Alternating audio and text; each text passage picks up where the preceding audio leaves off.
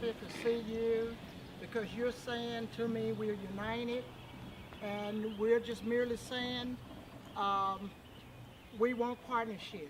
We want to be a part of the decisions that are being made, and we want to work with you to make sure that these policies and rules are being implemented, and perhaps every child has an opportunity, every staff member has an opportunity to speak without fear of losing a job.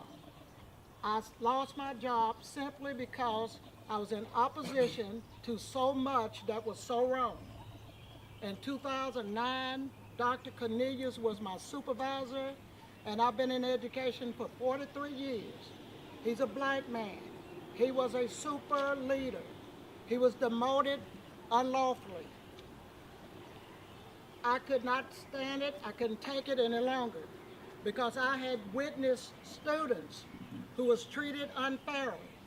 And we were told, staff members, to stay out of it, that we were not allowed to speak to the media, so we had to take it. The situation where the little boy was locked in a closet, had to stay for long periods of time. Grandmother came to the school, filed a lawsuit against the school. False statements were given. We knew they were false. We couldn't say anything. In fact, one day a little boy was being placed in the closet and he refused to go in. When the teacher pushed him in, he simply ran to the door, slammed it, caught her finger in it, and she had to go to the hospital. That room had no carpet, no chairs, and the kids was placed in there, and we were told not to say anything. I didn't say anything. My daughter played basketball at Spring Hill High School. We had an accident because at that time I was still commuting from Alabama, and we were coming back involved in an accident. The rule clearly states that if a student is absent for how many days, they're given an opportunity to make that work up. My daughter was given the test that she missed 2 tests the very same day she got back to school in violation of the policy. So what I'm saying to you is we need to say to them as a community, if we got policies, let's make sure that they are fairly implemented. No sense in having policy if you're not going to use it. And that's one of the biggest problems in the school system. We're not consistent. Parents are complaining when they come to the school because some students are punished more severely than other students. And students are aware of this.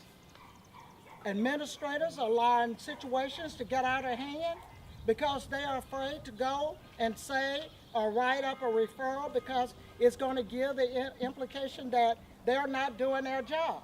So if they're not doing their job, that's an indication that they can lose their job. So they're not punishing the students when they need to be punished, resulting in the student realizing that they're not going to punish me, so I can do this.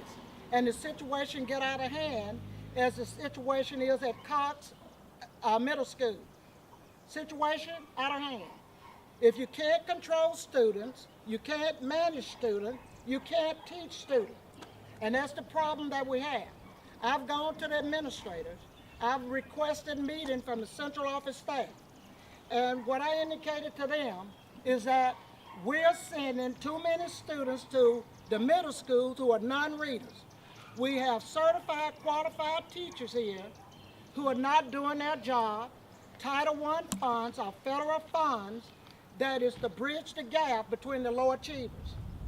I was given the job of teaching 3 of the lowest students in 3rd grade. I'm not certified, I'm not qualified. Our policy clearly states that the most needed students need the most qualified certified. I was not that person, but I was given that responsibility, denied me an opportunity to do my counseling job, and I was fired for not spending enough time with the students. A conspiracy. They knew from the beginning of the year that it was my time to go. They were tired of my mouth. They were not going to work with me to come up with a resolution. I've been in education long enough that I can sit down with you, we can work together, and we can bring about some positive change. So what you're saying to me today is that you're in favor or you're in agreement with, let's make some changes. Let our voices be heard. We're doing this for our children. If we fail to educate our kids in pre-K, kindergarten, first, second, and third grade, if we don't give them the foundation that they need, when we send them to the middle school, to the high school, they're going to drop out. They're going to be in gangs, breaking in your house, my house, because we haven't given them the skills that they need to become productive citizens. So I'm saying what I've said to them. Let's get the resources, let's get materials in here and work with these students. We have 4 tied-up people in our schools, and they do very little day to day working with the kids. The special teacher, including myself, support staff, do more work with the underachieving, low-achieving students than the qualified, certified title teacher for years. We keep doing the same thing. We keep getting the same result. Federal funds are coming. We don't need high-tech equipment working to teach these preschool, these elementary kids to read. What we need, willing people who care about these students, who want to help these students, who want to prepare them so that they can live a life and at least be a successful person. I don't say they have to make thousands of dollars. It would be nice if they could all make lots of money. But we need to at least give them the foundation that they can get a job, make enough money to support their lifestyle. And that's what it's all about. And that has been my cry the whole time. Because when I came here, I came from Alabama as a retired teacher. I have taught pre-K through 12th grade. And I care about kids. I'm committed to education. And as I told them at the meeting, you know, you can look at me and say, well, I suffered. The hardest thing I've gone through is the embarrassment of people and reading the articles, and you're judging my character based on the things that are being said. And character has always mattered to me. You know, I want to be considered a good, caring, committed person, a productive citizen. My record speaks for itself.